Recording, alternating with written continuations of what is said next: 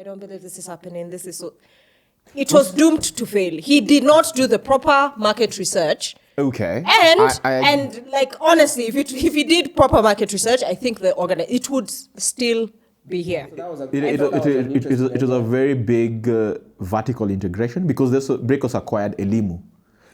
Because now they needed the content that goes into the tablets. But I think Elimu's content was not vetted yet by... You need, because this is government, so you need to change that content to fit government. Which means licensing with, I think, Kenya Institute of Curriculum Development. For that. And then after that, then you have the brick that has to run. Then there's that box, I can't remember its name, that used to charge the tablets overnight. So it was a massive operation that needed everything to work.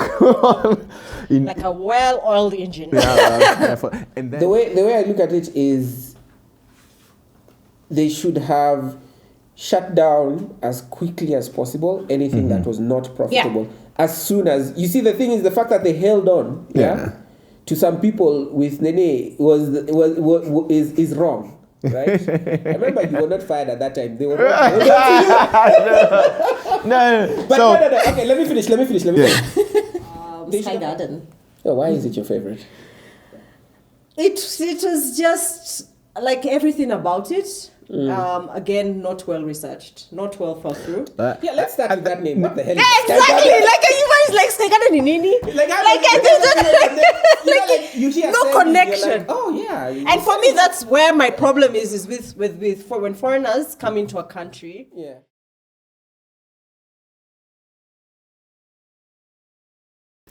Failing is part of the startup journey. I think looking back 2022, 2023 in Kenya, it's been rather sad to see a lot of startups failing. And today we're just going to be doing like a postmortem, an autopsy of the startups that have failed in the past year, looking at why they failed, when did they start, what problem are they solving, and what can we learn, to pick ourselves up and turn that idea into some form of business. So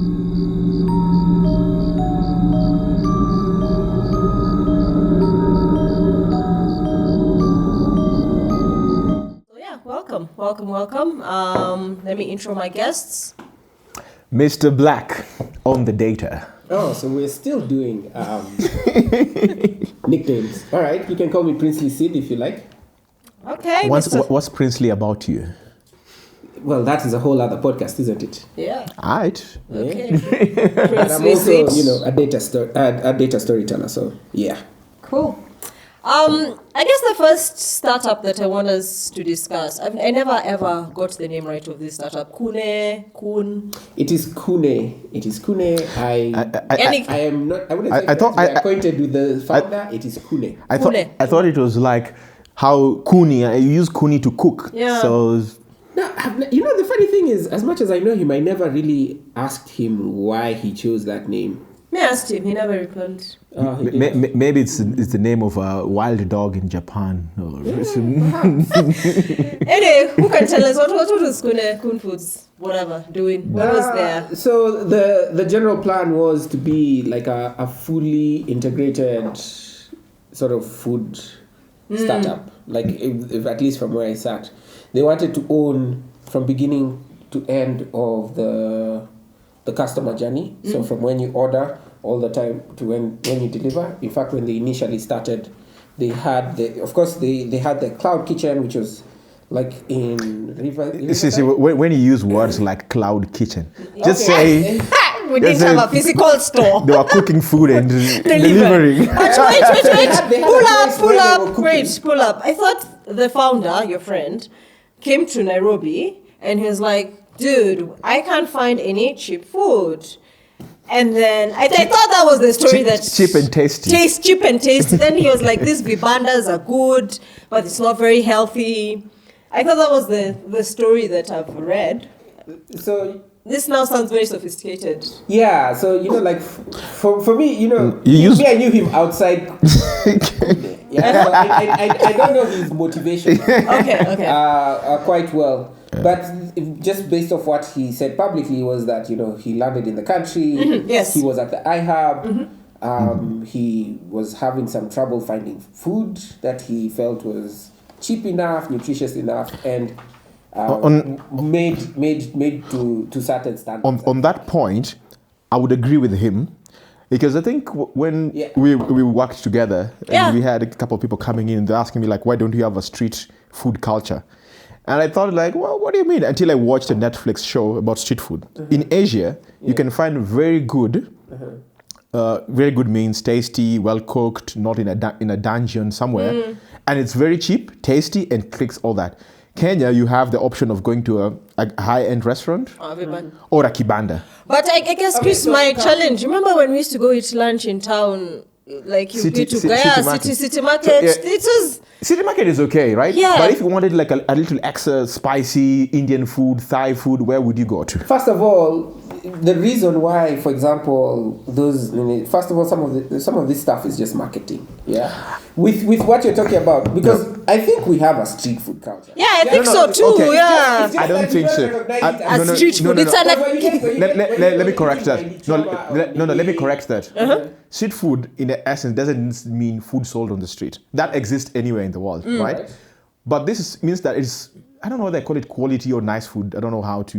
But I think food in Vibandas is quality. It's nice. We will get into another discussion because I remember when I put this on Twitter that if we compare our food like with Ethiopian food, Somali food, it's like on another level. We want to keep our pride and like our githeri, our nyama choma, but there is this. I don't know, it's more of like an Asian and a European thing. So what's okay, I get what you're saying. I completely agree with you. Kenyan doesn't have... So that was his market. And many people can say Kenya doesn't have great food. Like you can't compare with like Dar or TTZ or Uganda. Let's accept that. Let's accept that. Maybe. Okay. Anyway, so these guys, they wanted to own the end-to-end of the entire product. And when they initially launched, they had their kitchen, let's not call it cloud. They had cloud kitchen. Cloud kitchen. They were buying like fresh ingredients. Okay. And they also then they'll get even their riders, and they had an app. Okay. Yeah. And from where I sit, it was and they wanted to deliver everything like a meal. I think under 500 bob. 300 bob. 300 bob. I think 300 bob. Yeah. And I once which was I ordered their meal. I have to confess that. Okay. I didn't know about Kune until it failed. Oh. Really? Yeah, that's how... The way you're chronically online, you didn't see when that... Somehow my world did not intersect.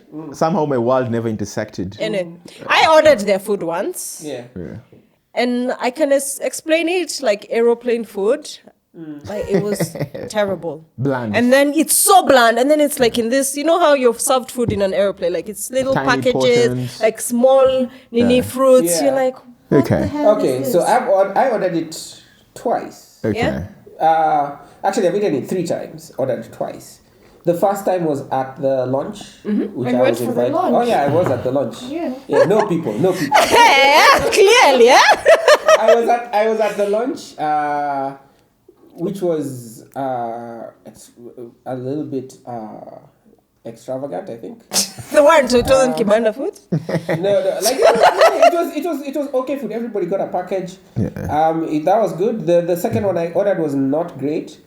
And then the last one, and this was like some time back, I think me and my partner ordered in some food, and that one was good in terms of taste and you see the thing is, us when we ordered, we'd just be like, hey, I think like one of the meals was like fish fingers, and then it had like small fish bones in it, and I was just like, yo bro, found fish bones in your food, fix it. Yeah. You never hear that problem again. Okay. So I think Kune, and I want to say this now so that we can move on to this before I argue it later, is that what happened was that everybody was just first the things he said when he launched were not great. Exactly. Right? Next, it was, how dare this white person come in and raise money, and we out here struggling with our own startups. To me, I don't have a problem with what he says. Yeah, which of course you don't. But you see, and I don't know if it's because even me, I'm just like, I don't have issues with like that he raised or that he was white or anything, given my experience with like startups, and I was just like, if you know his story, you know that he already had access to investors. To money, yeah. Right? Yeah. Which is, I think, something we struggle with. Yeah. Me, what I struggled it's with... jealousy. The other it's jealousy. It was, I'm going to, it was jealous. People are jealous. People now. How dare you raise a million? I know I was. For me, I can say I did comment when I saw. I was just like, dude, like you are remorseful. He was like, oh my god. So we don't have the capacity. I don't believe this is happening. This is so. It was doomed to fail. He did not do the proper market research. Okay. And like honestly, if he did proper market research, I think it would still be here. And for me, it's just that arrogance, not jealousy. Never, whatever, raise as much. I just don't think this guy, and he also then probably was he a DJ in his past life. Okay. Probably has never Did built you consider Steve Jobs to be arrogant? Yes.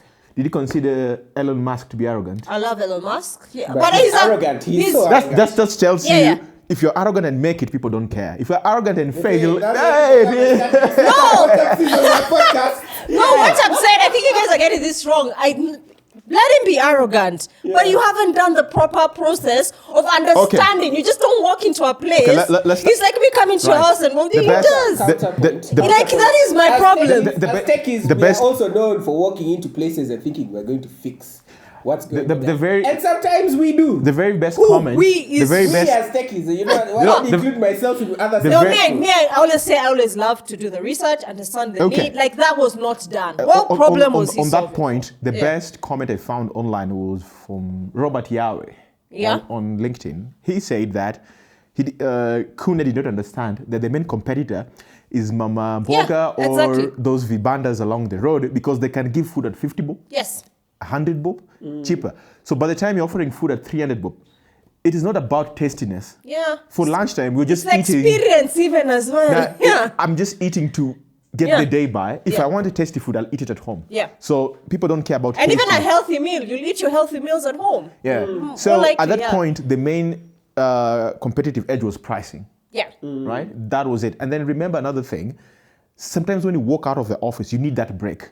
You just want to get out of the office, get to the experience for that. So just getting the food delivered is not enough for it. So on the user research, the user experience, that was not done, and that's why I was like, and dude, experience. I think that's where he failed. Yeah, but you see, as a given what I described at the beginning of what they were trying to achieve, they actually continued to make changes as they moved along.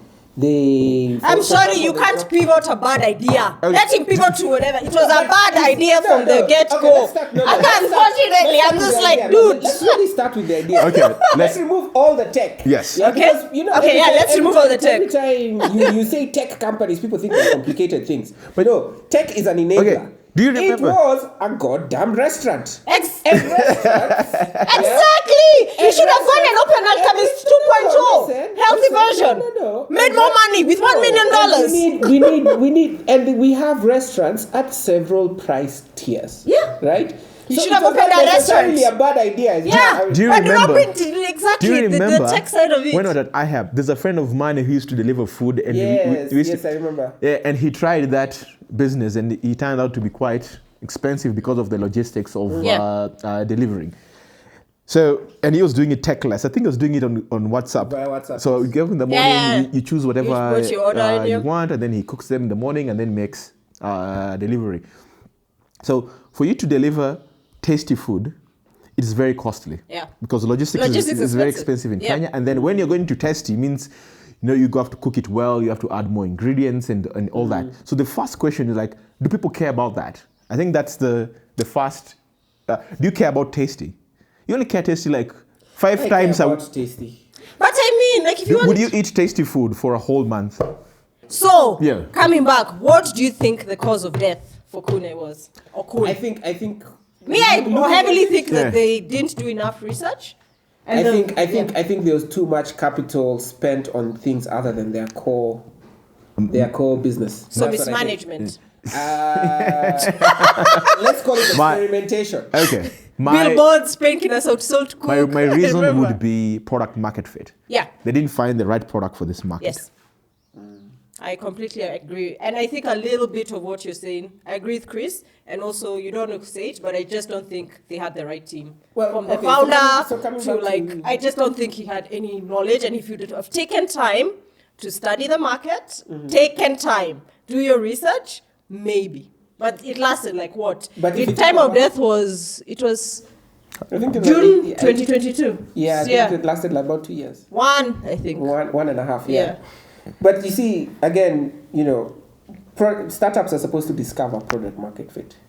Yeah? Yeah. But so that's why I think the reason why I mentioned capital is just because if you save on capital, if you use your capital well, yes, you get a longer runway to figure that out. Yes. And I think that's what. So that's why it should have been a pilot. For example, like for me, one of the things that I was always surprised about was like, okay, their kitchen was in Riverside. Yeah, surely. First of all, you're paying rent in Riverside. You should be in Kangemi. Yeah, exactly. Perhaps. Yeah. And what goes back? Who's the brain behind this? Guys, we keep saying no. Anyway, if you examine the brain and autopsy, that's one of the things. Like, if you were to launch a product, if you find a very good example is like when Coca-Cola, it was KFC, I think, when it launched in Japan. Japan has a very different food culture. Yeah. So when you're going to sell greasy food and all kind of things, so they had to completely change the menu to KFC and the messaging so that they can sell in Japan. The same way if, I don't know where he came from, France, I think? Yes, he's from France. When he came there, the food culture in France is it's like, I want the croissant, it's about the taste. What?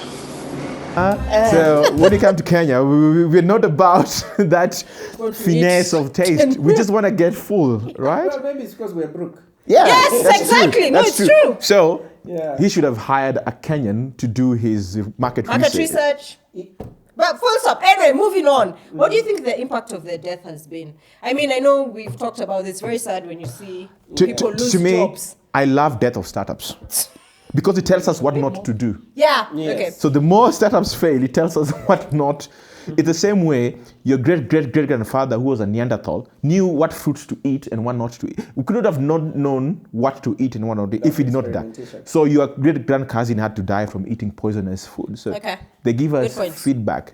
People who fail are more useful to us than people who succeed. Yeah. Okay. So for me, I think the main lesson that I took comes back to you need to so I take a couple of the short-term lessons was be very careful what you say to the press and really think through how that would be interpreted in the market. I don't have a problem with what you say. This is just fragile Kenyan ego. Allow me to finish. We don't have we don't? Criticize a Kenyan. Allow me to finish. Yeah. Be very careful.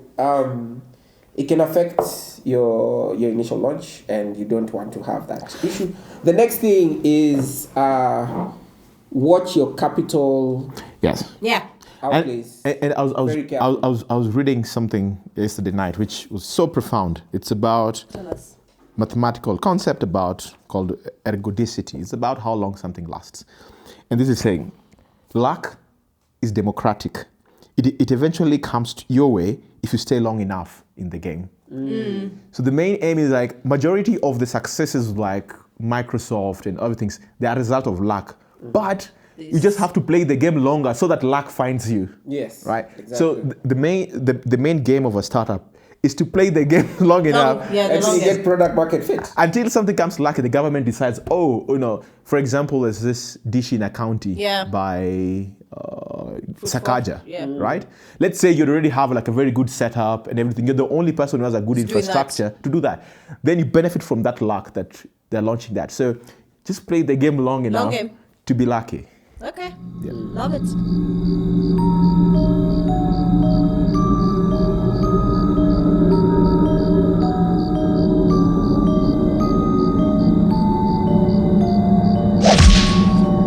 All right, next startup. Yes. Any takers? Do you want me to suggest? You have the list. Brck. Okay. So I have to admit, me from the very beginning, I was always very skeptical of the initial concept of trying to get like rugged internet. First of all, to me, Brck has a problem similar to Kune. Brck was very expensive. It was about 30,000. Yeah. And if you look at the criticism online, it was like it's a router with a battery. That's all. That's what it boils down. The same way. 30,000. Yeah, the same way Kune was a kitchen that delivers, right? Yeah. And how much alternatives do you have? There's so many. And that's where I always had similar issues. Yeah, because it was like, I don't know, hardware gets cheaper over time, right?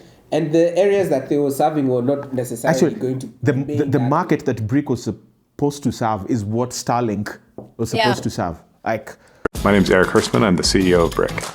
There's this massive gap in the world between people who are connected and those who aren't. And the economic differences between those who have the internet and those who don't is only going to grow. So if we want the emerging markets to get online and be part of the 21st century economy, then we need to think about connectivity very differently. At Brck, we create a service for free public Wi-Fi across emerging markets. The Brck is a very ruggedized microserver. And by having a very small rugged microserver, all of a sudden you can do things that nobody could do with just a router. As we looked at what it took to get people online, we said, okay, if they can't pay, then what are we going to do? And so what we started to do is said, there's large companies out there that need to store content at the edge of the network, and they pay us to host on our server. And that allows us to give free internet to an ordinary consumer. Rural people who travel, do camping, and there's very little connectivity for that. Areas, So Elon Musk just did Brck's idea better. How much did it cost him? Several $1 billion. Of course, for that. So Brck, first of all, was very capital intensive because it's a hardware business. And if you went to the comment sections, the complaint section in the website, there's so many complaints about something breaking up. Yeah. To do that. So similarly, it was also supposed to be launched in a very small community, like the people like going to camping in the Bundus, and you launch them, they test it for you, get battery reliability, connection reliability. And then when people broke it up, you just found a SIM card, it's like it's a battery in the SIM card, it relies on 4G. Oh, wow. And then when you travel, so there's a lot of product, how do you call it? It needed a product iteration and then launch it in that market first. Then launch it to rural schools because that was the next target market. And then I'll bring it to the Matatu. You know what? I've just realized we didn't even describe what Brck is before we started. Oh. Why don't you let us know? So let me try and figure. So Brck started off as providing internet access to rural areas where internet access is tardy. And you have this one device that can connect to multiple devices. And it was very appropriate, for example, campers, people who travel, or if you're going to do your offsite somewhere like Savo, anywhere else, you have this one device that can do that.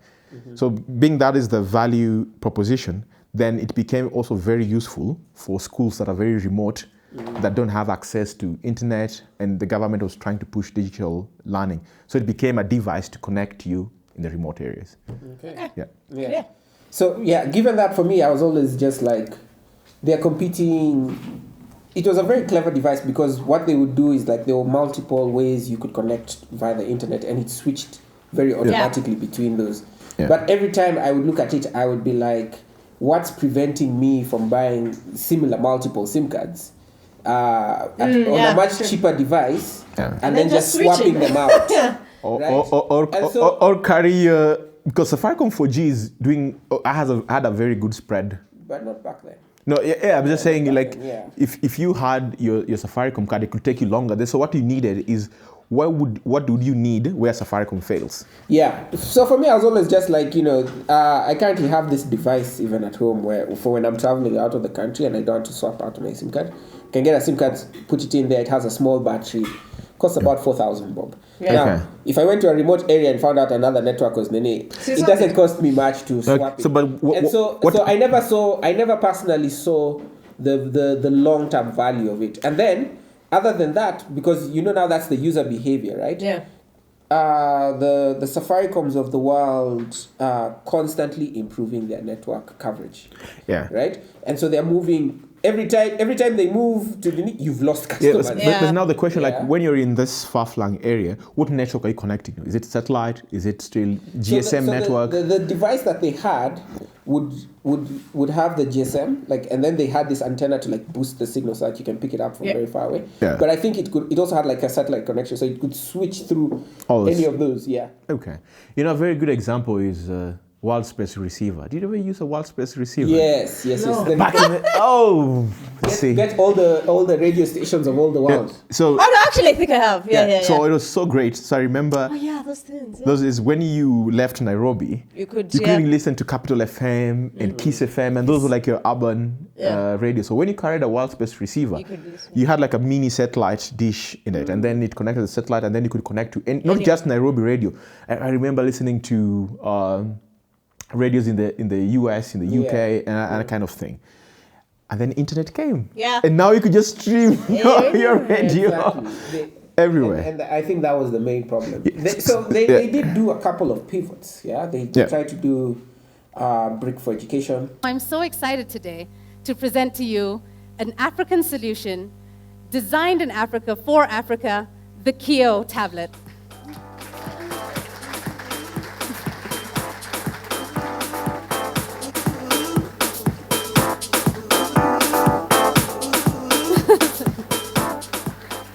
So the Kio tablet, we know that it's ruggedized. It's water resistant, it's dust resistant, the screen is scratch proof, and like we showed you, it resists a 70 centimeter drop onto concrete. The other thing about the Kio is that it's not just a slowpoke, strong computer. It's got Intel's latest 3G Sophia processor, which gives this the world-class processing power. And it doesn't mean that a rugged tablet for Kenya or for Africa needs to be slow. Yeah. Where they had the tablets. And I remember thinking, okay, now this is interesting, because at that time the government was pushing this one laptop idea to people. Hey, those laptops. And then it pivoted to like tablets, right? And they built this whole rugged system. And I was like, that could work, because now you have the customer as the government. Yeah. But again, I was also like, hey, government, where? Yeah, that's how, same thing always. When I see big startups with government. Speaking during the launch of Twiga Foods distribution center at Tatu City, President William Ruto noted the significance of the concept. Our vision for agriculture-led growth entails establishing at least one produce consolidation and distribution center in every county. A few moments later. In other news, Kenyan e-commerce and food distribution startup Twiga Foods has announced a fresh round of job cuts. So you're just red flags. You have to work for the government. And you need to know people. It's not necessarily the most metrocratic. Is that the other one to use here? Yeah. It's about who you know and who you can. It's a hard one, I agree. Pay. But I always thought that was an interesting idea, because what ended up happening was that they now used their initial brick that they had built, and then the tablets could be put in this device, and then it could always to charge, and then it could always sync with main content like from their main server. So that was it was a very big vertical integration, because Brck acquired Elimu. Because now they needed the content that goes into the tablets. But I think Elimu's content was not vetted yet by... You need, because this is government, so you need to change that content to fit government. Which means licensing with, I think, Kenya Institute of Curriculum Development. For that. And then after that, then you have the brick that has to run. Then there's that box, I can't remember its name, that used to charge the tablets overnight. So it was a massive operation that needed everything to work. Like a well-oiled engine. And then it depended upon the government taking up that as the single source. And as you said, when the government... Anyway, moving on. Then they did the Brick Moja. What's Brick Moja? Oh, I totally forgot about that. That was another interesting idea. Which was free browsing. So they will take the same brick, put it in a matatu. Oh, yeah. And then as people go through board the matatu, they could use the free, and there are a couple of other things that were layered on top. Oh, nice. Yeah, I think they had an advertising layer, and that one makes sense. And a content layer. So you would pay to have your content on the brick, so that it doesn't have to sync with the satellite. So it's like free sync. Free sync. That was an interesting one. Yeah. So to me, the B2C version of Brck was a failure, because the hardware was very expensive. It went to the market that didn't need it at that point, and there was competition on that. The B2B, where they would have it to schools, I think that was a great idea. Yeah, that's a good idea. But it was So it was based upon the government taking it up. Too many stakeholders, and it's not even that necessarily the government is corrupt, though. To be clear, it is. It's also that Mambo ni mangapi? The government does not move at startup speed. Oh yeah, yeah. As you mentioned, several things had to go right. They had to get approvals for their content, which that's a separate government organization. Yeah. Then you have to get the government to also be like, yes, this is we're partnering with you, which may take several years of managing stakeholders. And this is not even like corruption. I just mean like meeting somebody and letting them know that your product exists, so on and so forth. It was always going to be hard. But do you think they could have sold it to private schools? No, private schools have money to bring in. Yeah, and their parents kind of most infrastructure. Private schools have the infrastructure. If you're looking at even the cheaper ones, for example, like Bridge International, they would be like, okay, but paper and pen is. Bridge was shut down. Bridge is still there. I think it was shut. Limping along. I see you. Wow. Okay. Okay. And then now Brick Moja, why did it was called Moja? Yeah, the Moja. Why do you think it failed? Well, again, data prices constantly going down.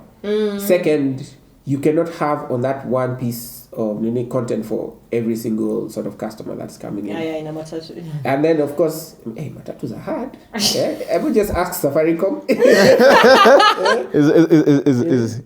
So all of those death by several cuts, I think. So I checked day before yesterday. Brck is now an ISP in the US. Ah, nice. So I think they took the whole IP around building the routing infrastructure, and now instead of selling this hardware, I think they somehow like what Tesla does with their solar batteries.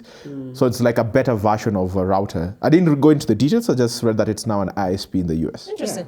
Yeah. Cool. Which makes sense. Yeah. Awesome. I think that's all we needed to cover around that one. Anything else you want to add? But I think it's good. Next one.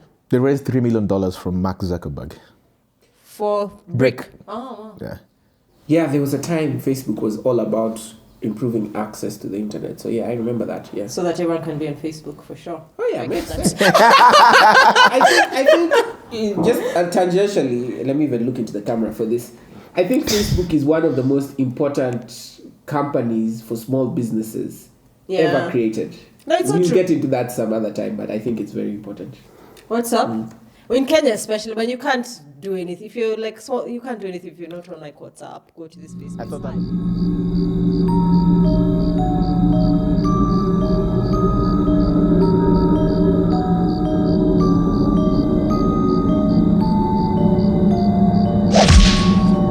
Next one. Hey, Chris, do you want to talk about Sendy? Why not? Okay. They're feeling confident. That's no longer going concern. No. Actually, Sendy was built on a very good premise. I still believe that to Before date. We start, again, maybe description of what Sendy is. Okay. Let's go. So Sendy it's dead. They've not closed. Oh yeah. Yeah. Sendy is a startup that initially started in 2014. Yeah. Yes. The reason we started Sendy Fulfillment was to reduce the cost of logistics. We asked ourselves as Sendy, how might we deliver goods worth $1 and still make it viable and affordable to our customers? That was our drive. And we figured out we could bring everything our online sellers need to be able to get these goods affordably to their consumers or to their retailers. The initial premise was putting borders on a Uber-like platform so that they can do deliveries. Yeah. It's since expanded more into that vertical of deliveries and logistics. And just a few weeks ago, the founder announced that it broke fast before he actually came out. The story was that the company was looking for a buyer, and we're still waiting to see who that buyer would be. And they were not exiting in glory. For me, I always liked Sendy as a company because when I first came across them when I was working at IHAB and they pitched at Pivot East, I think 2015 or 2014. Thereabout. And immediately I had the idea from, I think it's called Alois. Mesh. Mesh. I was like, if I had money, I would put it in this company. Yeah. Aren't you glad you didn't? Not really. Oh, okay. I would still have put money back. But I completely agree with you. Sendy for me was the one startup. I was like, this one is the one for Kenya. But anyway, what were you going to say? No, I'm saying like even from the get-go, the premise was great, right? Without divulging trade secrets. So Sendy is very good in the delivery business. Like I have a parcel. I'm in this branch. I wanted to go to another branch. I have some packages that need, especially if you're moving it within Nairobi. So started up with motorbikes. Was it so called Sendigo? No. Sendigo is a product within Sendy, which was for home-based deliveries during the pandemic. Yeah, I like lockdown. That one. And you don't want to leave your house, or you can't leave your house, so you can just order for groceries, household items from Sendigo. So that initial business is the one that I think Sendy ran it for almost 5 years. Wow. For that, doing the deliveries for companies. And I think the general sentiment was like it was a very good... Yeah, it was a great product. It's a very good service. That's why I wouldn't have minded investing. Yeah, in that one, for sure. Now, the problem came from scale, right? Then how do you scale such a business? Do you scale it going countrywide? Do you scale it by adding different products? Do you scale by going to other countries for that? Because scale has its own problems for that. Or do you just serve this? You can serve that small market and just remain, serve them well. And remain as a small, profitable business. Now, if you don't scale well, you can break. And then now it even come and break your own base business. What most companies do is like you lock off your primary business. And if you scale, even if that scale fails, you can still come back to your primary business. But now the scale at Sendy was premised upon utilizing the primary business for scale. Right? You cannot scale, like Sendy wasn't building a separate business to scale. It was scaling the primary businesses. And as you scale into other countries, other markets, you realize market dynamics are very different. You need capital injection. For such thing, and if you're not well placed to survive a shock, then you fall. You don't have a fallback plan. Then your company goes down. Yeah, and I think at this point it's worth pointing out, Sendy raised about a total of $23 million. It was about 3 billion Kenya shillings. 3 billion, Kenya shillings. In total, I think, So, for me, from the outside looking in, and how many years? Without divulging. How many years has it been? 9 years. 9. Okay, that's because it's survived quite long. It was a surviving company. I think Sendy would have survived, and any of these startups would have survived with a cash injection. And I think more cash. And I think let's hear his point. So I think what happened with Sendy is that they were pursuing markets outside their core niche that looked good from the outside and spent a lot of money doing that, and then they were just not profitable, the markets. And so more cash have helped you. Let me finish. So we lived in I think starting from like a year and a half ago backwards, we lived in what you might call a high, low interest environment globally, right? And so capital was constantly moving around trying to find where to like find returns, right? And startups were good for that. So when they were raising this money and when they were going into these markets, there was very much a grow type of mentality. And I don't know if I can blame them fully for doing that. They were heady times. It was the same time I think they raised their largest round of, I think it was 2 years ago, $20 million. About. And so those were heady times. And then the US was like, inflation, shit. They raised the interest rate as fast as they've ever raised it in their time. And now you're like, am I going to get 5% on this startup? That is a risk, or will I just put it in the market? And so the market pulled back. And if you mention, I don't know if we're going to get into like the market forces and so on and so forth. All of these startups that had raised were raising in different environments. Yeah. And so when you've gotten used to that and the demands that were given to them as they raised, it puts some pressures on them that from the outside I can say, hey, you should have, but me, I wasn't there. Yeah, it's hard. And so I think what happened is that the environment changed too quickly, and this is not the environment of the like where their markets were. I mean, the funding environment changed too quickly for them to pivot, and it caught them flat-footed. Yeah. And they didn't have enough money, as we keep talking about here, to spend more time in the game to figure these things out. Yeah, so I remember one of the co-founders at Sendy, Don Okoth, used to tell us that anyone given time and infinite money will be successful. Yeah. But now our job is to be successful with less money in a very short time. That's the biggest challenge of a startup. And it's absolutely true. Sendy was caught up in this. You need a little bit of money to survive. And the reason why corporates can survive is because they have many tools in their war chest to play. They can decide there are no bonuses this year. Like I remember during COVID, there were no bonuses, right? They can decide there are no dividends going to shareholders, and they will use that money to cushion us for this. And then they can ride that period of low... Issue shares. Yeah, they can issue shares. But as a startup, you have very limited things to... And then you're also battling reduced customers, spendings... businesses are doing less businesses for that.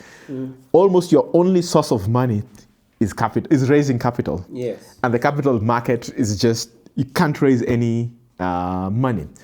And so any startup that was in that phase are the startups that have been folding within this particular period this year and sometime last year. Yeah. So that's why if you're growing organically and slowly, you don't get caught up in this trap, right? So to me, I agree. The aggressive growth at startup that was fueled by cheap money is what made Sendy go to, because now you can't raise any more money. You don't have enough capital that you've built or savings or whatever sources that you have for that. So then you have to downsize. Yeah. Hoping now you go to profitability. As you path to profitability. Yeah, I think if I was to criticize Sendy for anything, I think it, and a lot of these startups, is not pivoting fast enough given the changing funding environment. I don't know. Because from where Sendy, I think they've pivoted quite a number of times.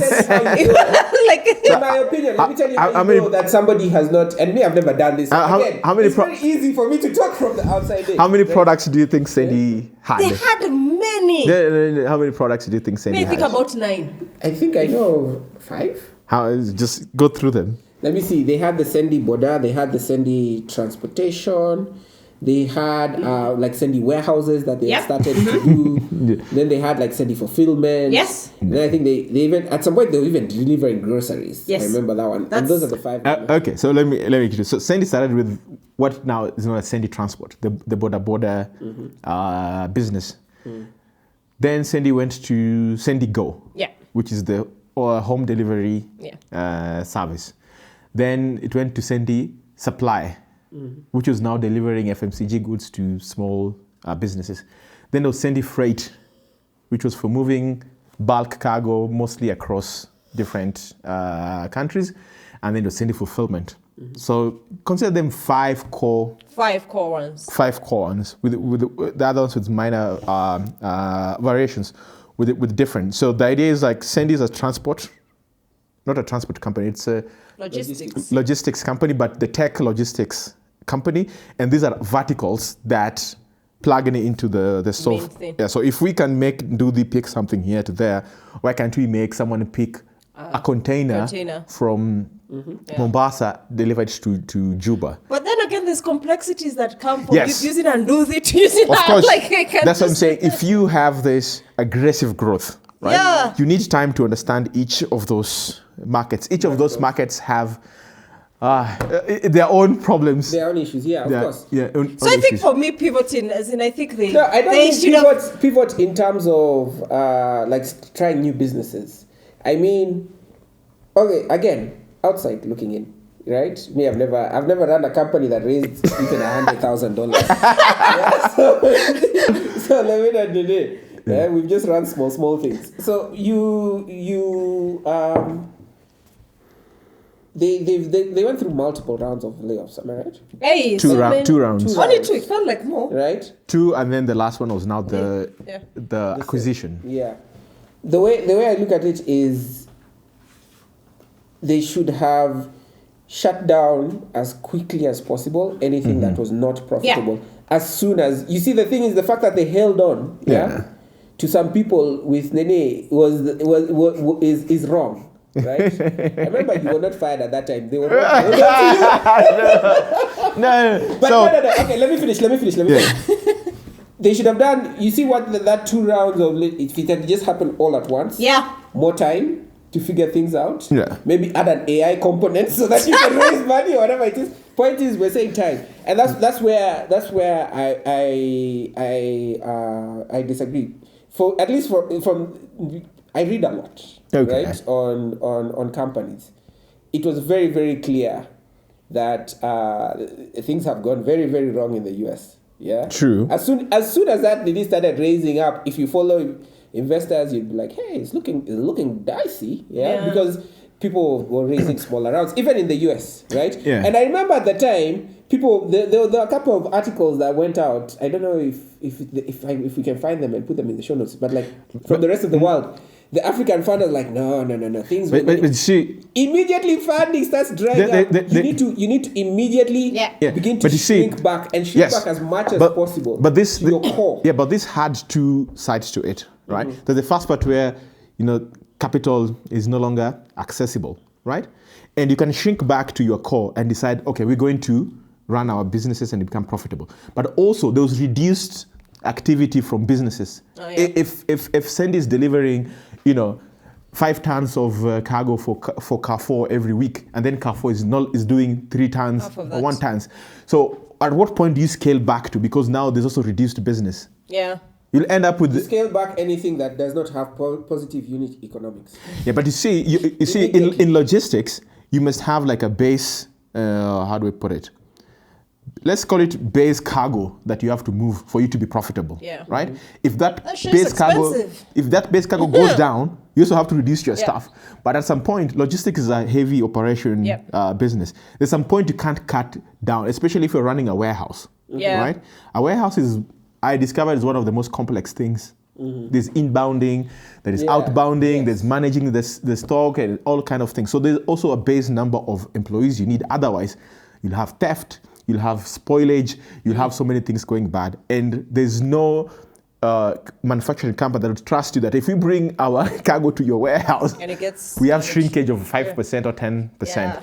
Yeah, again, like I said, you see, this is why you are inside me, I'm outside. And yeah, that's what I'm saying. There's two sides. There's two sides. Also, I don't know whether the unit economics of these businesses were positive or not. And then in logistics, in logistics, perhaps sell all of that and then shrink back to whichever one. Maybe become a software company. Yeah. This very podcast had the founder of Bupas here. Yeah, software play. Yeah, so when you don't carry any assets. But I thought they were a tech company. Of course, but now you realize at some point you cannot make any impact. So you move from a tech company to a tech-enabled company, which means there's some assets you hold or you have like some warehouse, right? Yeah. You have to hold those warehouses. Otherwise, it becomes very hard. Otherwise, you'll be like, you provide the tech to run the warehouse, you provide the tech to manage the pick up and drop off, but realize you can't run that business that way. You can't so you have to everything. No, because the idea of if something gets lost in the warehouse, who's liable for that? Yeah. If you have to go to, let's say, EABL and tell them, instead of putting your booze in your warehouse, We have several warehouses. You can put those booze there, then we can make easy delivery for you. Yeah. Who's liable for that booze if it gets lost? The warehouse. That is. Yeah. But who signed the contract? EABL signed a contract with you, not with the owner of the warehouse. Oh, so that's why you have to. So you somehow have to own it or release it with your name on it. Why can't you Logistics is very complex. Okay. Yeah, but that's the thing. So the baseline is. As always say is that you want to take on the risk that you can manage. Yeah. And hedge for everything else. Buy insurance. You see That's what I was going to say. When you buy insurance, now your cost of delivery goes up. Again, right? This is because now you add that insurance premium into your Okay, cost. I'm beginning to see the complexities of this. Yes. So there's a lot of complexity, but I still come back to they should have shut everything down, stayed a software company, and then continue because some of the learnings are still there in the institution. Yeah. But also remember, once you do that, the valuation of the company goes down drastically. Well, the valuation of the company is now zero. Damn!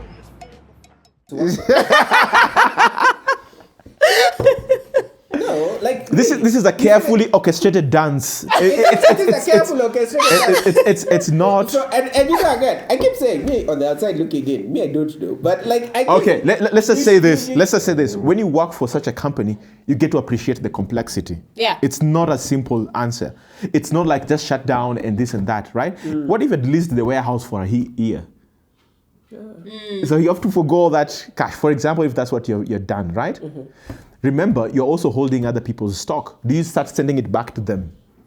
And at what cost? But I mean, why can't you go back to the thing that worked well? Is my question. Yes, why can't you go just when you start complicating? When you get into one vertical, Yeah. you need time to understand that in this industry, right? So when you have aggressive growth, you don't have enough time to understand the complexity. That's why my reason is that aggressive growth that goes like that initially gave them the large valuation now came back to bite them. Yeah, so like for example, just running like a freight business. Freight is a whole monster on its own, right? Yeah. When you're running delivery services for groceries, that's another monster on its own. When you're doing fulfillment services, that's a monster on its own. So you get caught up with problems you don't understand very well. Yes, you have this core infrastructure that you can use, right? But just adding vertical to it requires time and money too to burn. All right. I think I don't have any other arguments. You see that unlike the other startups, you actually have somebody who was in that company. And I think each of them would also say the complexities are... Yeah, so to me, if you realize, and also the startups, others that we'll go through, all these startups have a logistics component. Kune had a logistics component. Then you realize it's a very complicated. So if your startup has a logistics component, your chances of going down are high. MarketForce, okay, they're not going down, that they're in ICU, right? Yeah. They have a logistics component. Twiga has been laying off. Twiga has a logistics component. This tells you something about logistics. And stuff. So I guess for you the cause of death for Sendy, you can say is around.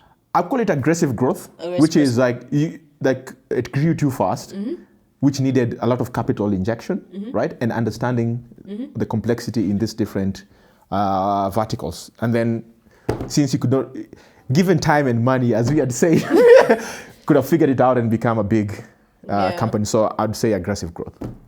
And are you tying aggressive growth to... I always say if they just kept to like the first product. I mean, if Sendy kept to the first product, by all means, I think it would still be a company. But they would not have raised $23 million. Yes, and they wouldn't have been a company that we know about. I mean, I knew about it. It wasn't like I knew it because I worked at iHub. Yeah, and I think it's because I used the. Do you think someone in Kayole, in Dandora, in Kangemi? I don't think they know Sendy, no. Apart from the T-shirts that they wear. It would be interesting to find out what sort of startups actually know there. Pick up Mtani, and a lot of and digital and Eddie. For me, what it comes down to is yes, aggressive growth, but. And I guess wait. When we talk about the aggressive growth, I think there's a lot of things that happen when you're growing aggressively, like a lot of things. Like for example, you're hiring more. Yeah. You have like a very huge team. Like I don't know at what I think last time. So because remember, also aggressive growth is, let's say you go to other markets. Yeah, exactly. Simple things like Some countries don't have M-Pesa, but Yeah. your system enables. It requires M-Pesa to be And you that. need to figure out how to make payments. You go, maybe leasing out a warehouse is easy Yeah. in Nairobi. Leasing, you find like you go to Kampala or Nigeria, it's a completely different relationship for that. So you probably needed time to understand that market on how things move and customize your product to that market.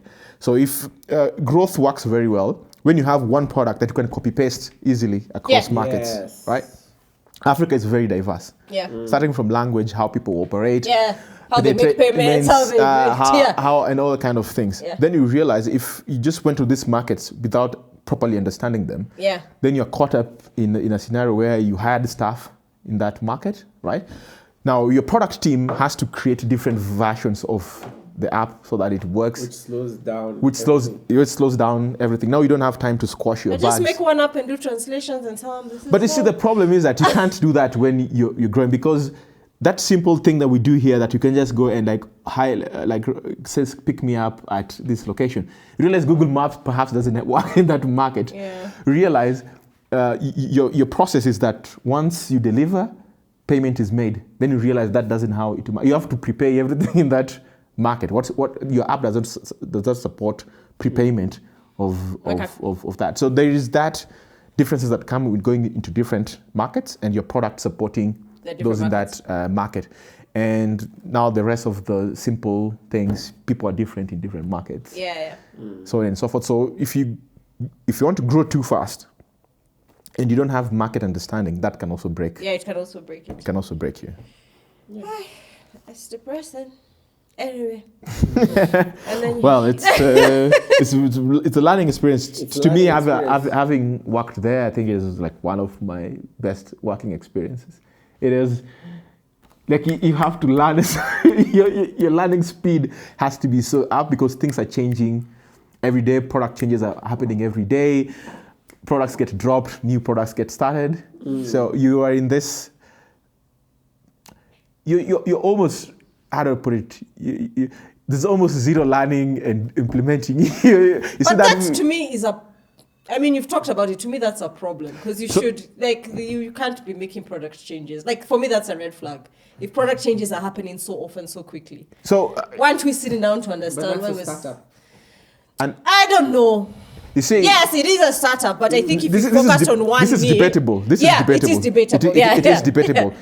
You need to create these new products to find new markets, to find whatever you do. My only point is that have that backup product that is your core product, so that if these products fail, you still have your core product running.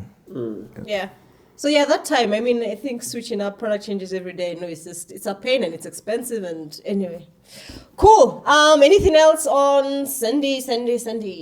They lasted 9 years. They raised 3 billion Kenya shillings. How many people? I'm very sad that they are no longer going to be around. I was really rooting for them. I was even I have many clips where he says, they're going to survive. I was betting for Sendy. Based on your experience at Sendy, yes. Do you think Sendy will be sent to the startup cemetery?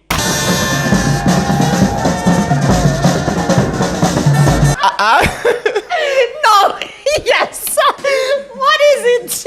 No, I think that Sendy has a fighting chance. A fighting chance. Yes. Thank you. I'm like really. Even after I left, I was rooting like Sendy was going to. Rooting for them from the very, very beginning. There are very few companies that I heard of, and I was just like, I want that one to survive. I think it's going to survive. I think the worst thing was the reduced business in the country. I think that was like a punch in the stomach. All right, cool.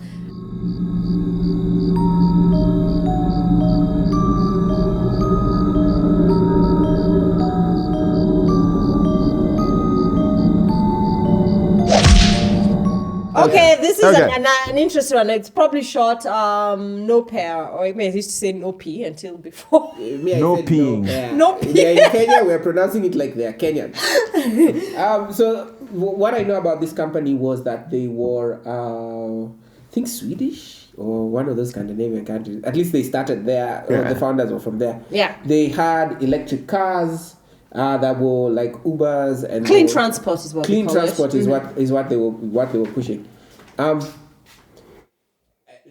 Who cares about? Do you care about clean transport? Yeah, actually I do. I drive a hybrid. Oh, okay. Yeah. Privileged Kenyan. the Kenyans. Yeah, so I think that this one it's quite simple. There's nothing. To me, I think it's not special. No, there's no secret. I think No, I don't think. And I don't. and then as you've asked, like, who cares about? Who cares? I mean, I care, but I also at this the price point. Yes, that's price. Like, and it comes to price, and those cars were not cheap. Exactly. Yeah. I think the electric the electric motor business EV, in Kenya, because I'm a little bit privy to the EV business because I consulted for an EV company. I don't think in the short term it makes sense. Unless government does a lot of the subsidies and like the way they did. But they're trying to do that now. Yeah, I don't. They're not. The government. The government is not pushing electric cars. Motorbikes. Motorbikes. Oh, the motorbikes. Yeah. I am delighted to preside over the launch of the Africa Smart Mobility Solutions Kenya Limited by Spiro, an e-mobility giant with a track record of success stories in electric vehicle industry whose footprint spreads from Benin to Togo all the way to Rwanda. The motorbike one. Yeah. What happened was they And the buses. The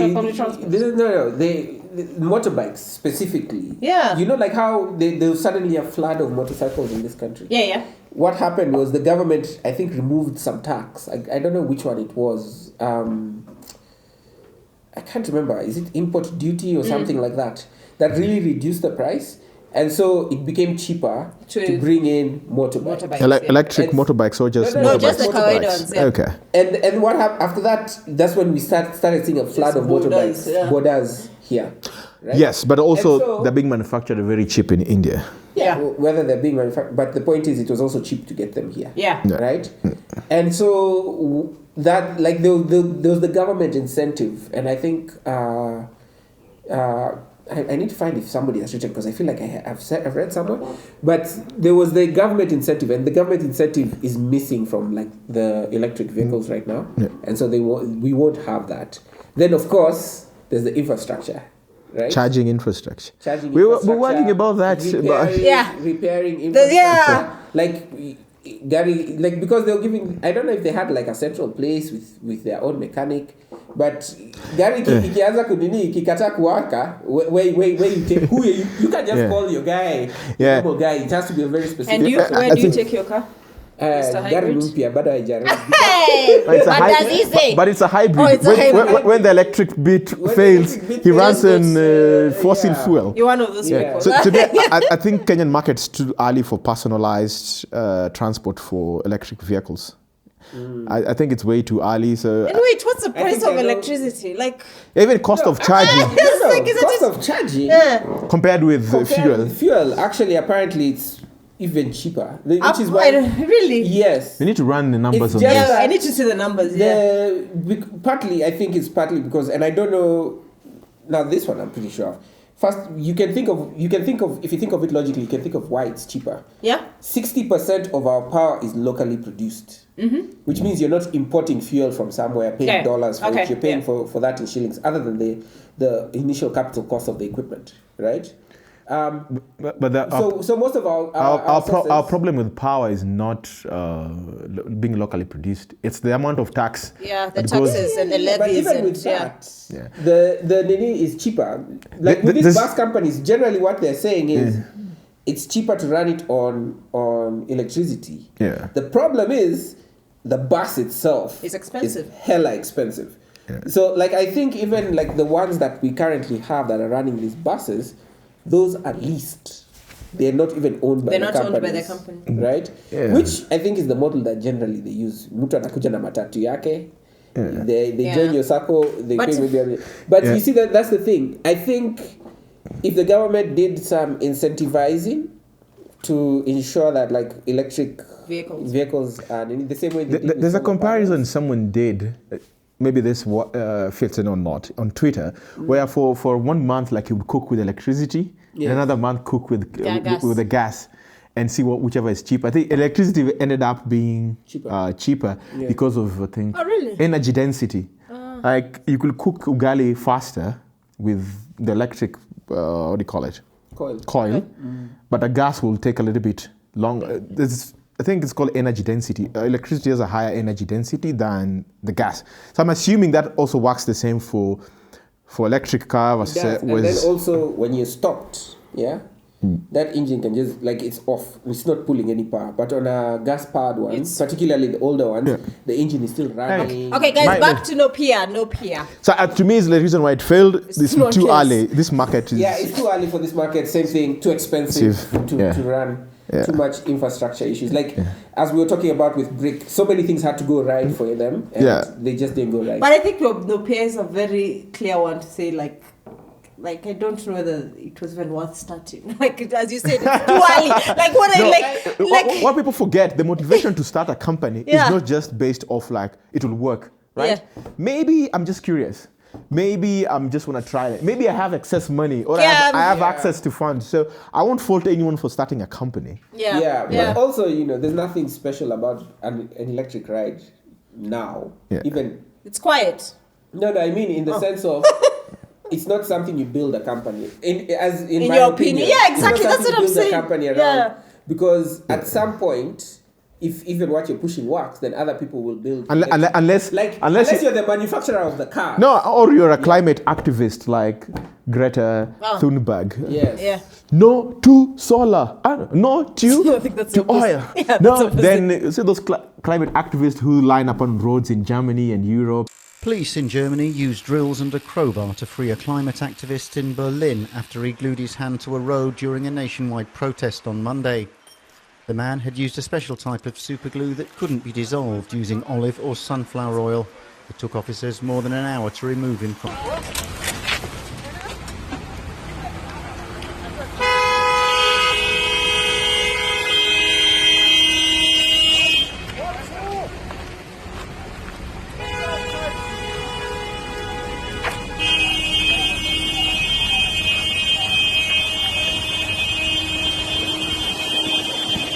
and prevent your car, glue their hands. Those are privileged. At the moment in Kenya, tukona mashida zingine. So, so I guess that was an easy one. Yeah.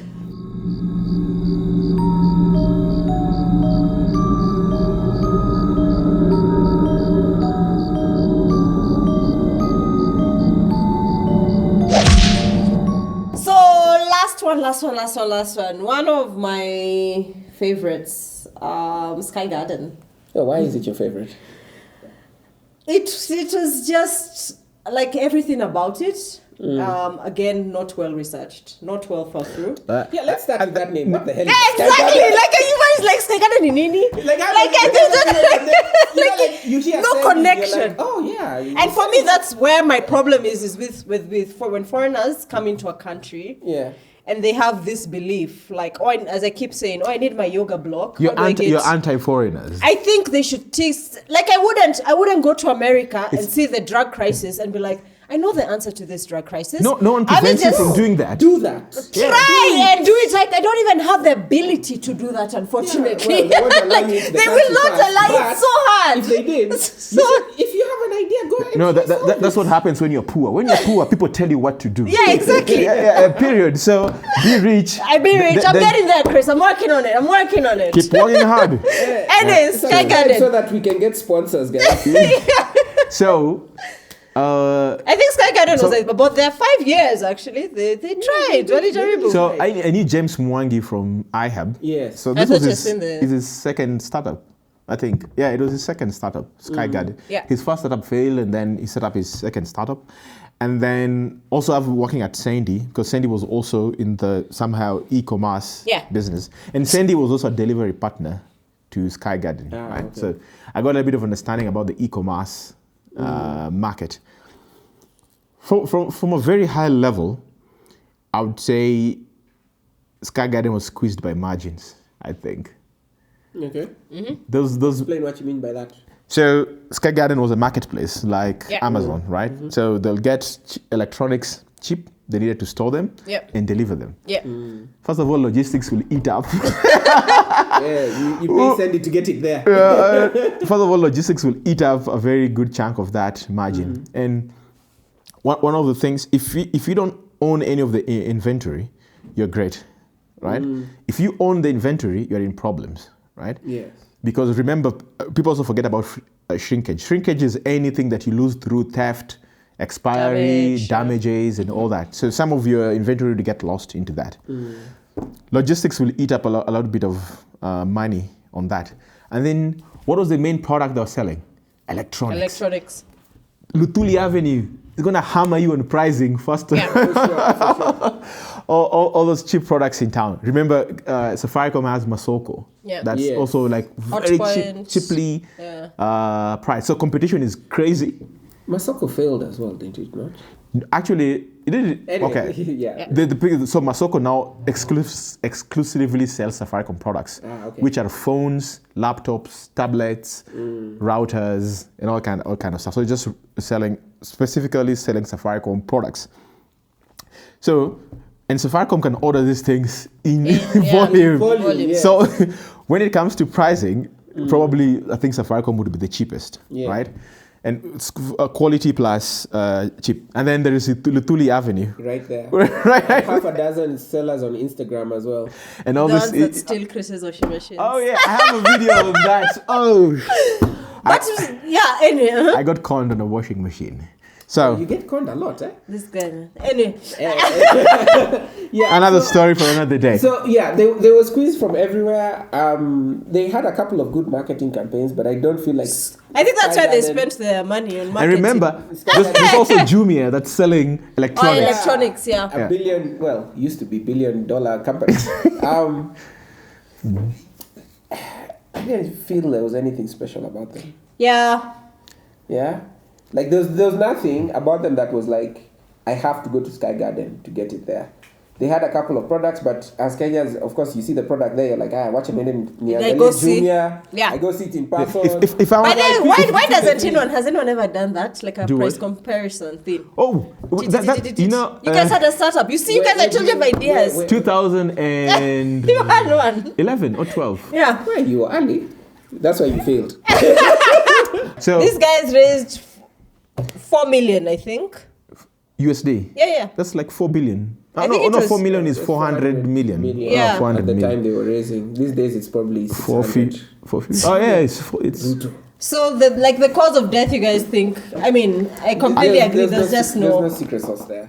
No, yeah, I agree. There's no secret sauce. But I do think there is a need for like a marketplace that sells white goods. No. First of all, I would never buy electronics online after my experience. So the idea of having electronics online, no, unless you deliver it to me, I check it.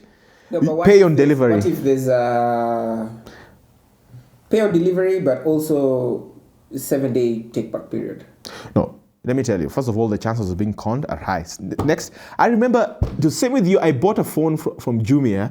I needed a black phone, then they delivered a red phone. Oh no. And then, so I informed them that this is not the phone I needed. Setting it back, they're like, oh, actually we've ran off the black phone. You have to wait for another shipment for like another 1 month. But then they're not giving me my money back to go find another phone. So they're giving me like credits that I have to wait for another 1 month. So I decided, for me, for electronics. That's a problem with Jumia's model. If they could have given you back your money. But you know, I tend to agree with Chris here. I just think, especially in Kenya, we just have trust issues. Like I don't know. Would you purchase a MacBook for online? Yeah, would you a MacBook? I purchased mine online. And you paid for it up front? Yes, but it came from the States. So I think like there's trust issues. There is too much competition in that market. Like you said, there's no secret sauce. And I also believe they might have been squeezed on the margins. Yeah. But see, they were bought out by. Why were they holding on to inventory, in your opinion? It's not an opinion, it's a fact. Okay, no, I mean, tell us. No, what is your opinion what is it that led in certain markets to hold inventory? In certain markets, if you don't hold inventory, you lose out. Very simple. Because, let me ask you, right? let's take Sony, right? Let's say they're the only people who import Sony electronics in the country. So you come in with your tech solution and tell Sony, okay, if someone orders a Sony TV, I want to come to you, take that TV, make a delivery, this guy pays me up, and then I pay you, right?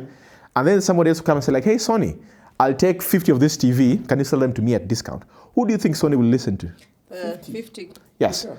So anytime you want those Sony TVs, so someone orders a Sony TV on your website, but anytime you go there, it's out of stock. Because Sony prefers doing business with this guy for that. So you have to go and bid with this guy and buy and hold the inventory so that every time someone wants to buy this Sony TV, and if customers always come to your website and they want a phone, a TV, and it's always out of stock, they're like, let's go check Gigi. My place, Gigi. Let's go to Gigi. So because of the operation of that business, you're forced to hold on inventory. Yeah. So for me, I think it just comes down to they probably had also too many competitors. Yes. If you're fighting with Safaricom, you're fighting with Gigi, which I think is a free service. You're fighting with fantastic. In any case, you don't know. Jumia. Consumer electronics is the most competitive space. Most competitive space. And it all comes down to, I always say, trust. I need to trust a person I'm buying electronics from, especially above a certain point. That's why there was a time Jumia was the one that I bought all my phones off of. Oh, wow. Yeah. You trusted them? Yeah, I don't know. See, I'm always willing to take a risk, yeah. Unlike Crispy, I've never been conned. Nowadays, if I'm to purchase an electronics, I will go to the electronic shop, test it out, do everything, carry it, and go with it home. So, I'm okay for me, taking the time off. It was a combination of too much competition, and then there was like nothing for me that proprietary. They also didn't like hold brand. Yeah, there was nothing. Or whatever it is, like in my head, there was never a time where I was like, let me go check Skygarden. Never. Did you ever order anything off Skygarden? I looked. Did you ever order anything off? I wanted to order something, and I think it was out of stock. Now you see. But you see, the thing is, that's why they needed to hold inventory. I would be like Jumia. I don't know. At least it had some like maybe in my head Kidogo. Me guys, just Gigi. Gigi is the way with e-commerce. Hey, you're risking. I'm never risking. You see, that's the same site where they tell you make sure you meet in a public place. but all those things make sense. Don't pay until delivery until you check it. Yeah, that comes here, and somebody who I can complain to. The only thing I buy online is food. All right, cool. I think we've talked about the startups that I had here.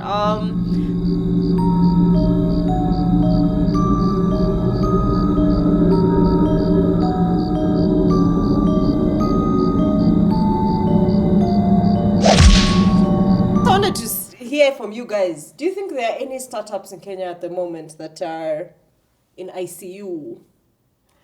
Yeah, MarketForce. MarketForce, yes, MarketForce. They announced crowdfunding. And then have you given them money?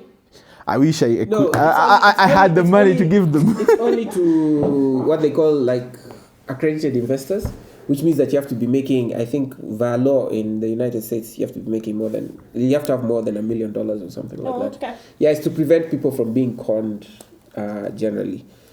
For me, I think they are in ICU, and I also personally don't like that they are trying to raise at the same valuation that they last had. Oh, yeah. Take the hit, guys. Take the hit so that people feel like they're taking a bargain. You know? Yeah. But they have existing investors, which means if they take a hit, it means the value of the company goes. Yeah, but if you don't, again, do you want half or do you want zero? But you see, and this is one of the things, like once you take in investors, like now the responsibility of the company does not fall solely on you. Because you also have to protect your existing investors. Because otherwise, they might just want to exit. And at the point of exit, you went and raised money at a lower valuation. So they're like, no, and your voting rights are no longer with you. If they could exit, they would help you raise money so that you don't have to. No. Anyway, like again, outside, looking in. Yeah. I personally don't like that. Because what you've signaled to the market is, hey, nikubaya. Yeah. But you're going to raise your money at what those old ninis. Yeah. And I mean, those are the signs of a bad taste in my mouth. Yeah. Just a little bit. But I think people like great MarketForce, right? Is it nice here? First of all, there was a report about there was an investor who reneged on their investment. Yes, of course. Yeah, about $8 million. No, not sure. I'm not sure about the figure. I think. I'm not sure about the figure, and I think that is what really messed them up. Messed them up. So they need a capital plan. They need a way of injecting that money that they had planned for. Given that the markets are not conducive to raise additional capital. The MarketForce is not to them. Yeah, so if they don't raise... so they need to plug that hole. Yeah. And it seems now debt is not an option. Raising capital is not an option. So crowdfunding. And in Kenya, I doubt if they raise the amount of money. Doubt it. But I don't think they were trying to raise here, guys. They were raising in the States. Okay. Yeah. No, I think they asked for... Is it possible to do like a Kickstarter? Yeah. But Kickstarter needs you to build something. Yep. No, Kickstarter also... You can Kickstart for anything. For software, yeah. Anything. Or you can do an mchanga. Okay, cool. Any other startup that you think is nice? One more, two more. Twiga? What do you feel about Twiga 2.0? So... I think they're going to survive. Hell no. So, Twiga... Still put your money in them, as Chris told you. Put your money in them. If I had money, So I think Twiga...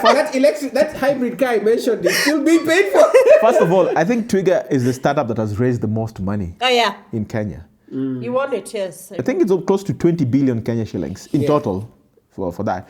So when you have some good money, it helps you to cushion you. So they just went through a downsizing. Yeah. For that. But what are they? Like, I've never understood what you're doing. You are delivering vegetables too. No, they are middlemen. Oh, okay. Twiga. They are middlemen. That is replacing. Also, watched at Twiga. Oh yeah, you watched at Chris. Startup though. I've not worked at CBK. So the same thing with Twiga. So Twiga did it with growing their own food. They own their own warehouse. I think they moved to Tattoo City. Yes, they're still in Tattoo City. Tattoo City for that. And then also own the trucks that make the deliveries. Wow. And they've been scaling, as Chris has been talking, I've just realized in each of those ninis, they've sold this. Yeah, so that's what happens. Yeah. Because vertical integration, first of all, is capital intensive. Yeah. And then you have problems in these different units for that. If I saw sorghum from farmers, for example, to make beer, if something happens... it kind of feels like these startups should just work with each other. That's the thing. I do this, I do that, I do that. Some of the rumors with Sendy is that they're going to be acquired by another startup or something like that. I think they'll be acquired by a logistics company, one of these large logistics companies. But now, so the thing is that if you build a core competency, right? For example, like Sendy used to be the delivery partner for Twiga. Yeah. So like Sendy, they're very good at delivery. Twiga, they're very good at sourcing food. Yeah. Somebody else is very good at storage for that, and then they work together. If sorghums fail in Nyanza, right, I could go to Narok to find sorghum for my beer making. So, but the problem is this growth thing. How do you grow? That's the question, right? So some companies say we grow through vertical integration, right? Sometimes if you're a delivery company, right, how do I grow? Do I move out of Nairobi? Yeah. Do I go to other companies? So it's the growth strategy that you choose. And I'll raise money and bring everything in-house. Now, what EABL does is what now Twiga is doing. Twiga is to have its own delivery. I think now, I'm not sure, but now I think they are a partnership with the NCBA to allow you to buy a truck. But now to work on their platform. Right. Yeah. They've just decided they're no longer pursuing the Galana Kulalu irrigation. They've set that to a private company. To a private company, yes. Who do the farming and the management, and then now they supply. There's a brewing story there that I won't get into it. But there's a brewing I saw it on video. I was like, I'm not sure whether it's some iffy things, or I didn't dig deep into it. So are they in ICU? I feel like they raised a good amount of money to survive. I don't know the nitty Any other gritties. startups are in ICU that I can think of. Okay. Which startup would I give my pension? Boopers. Nice one. That's it. Boopers and Cellulant. and Pesapal. I think I'm going to go with Pesapal, building quietly for a long time. And if you had asked me back in the day, I'd have said Sendy. I'm still but you know what? I'm rooting for Twiga, so You're giving Twiga? Yeah. You shall be here in the next I think the scale. Remember talking about scale back as one of the things. I think the pullback from the scale the day has been drastic. I don't know. Does sorry, I digress. But do they do some fintech stuff like loans and stuff? I've consulted for them. It's not outside their core business. Yeah. It's they sell this produce to Mamboga and the rest. Then get it. So instead they can offer these goods on credit. Okay, gotcha. Yeah. All right, cool. There you have it. It's a wrap. If you made it this far, thank you for watching. And yeah, we look forward to the next one. Peace out. Like and subscribe, guys, and comment how I am the best person at this table. No. Thanks. 9 to 5 has good vibes, but 9 to 5 with Ngari has been.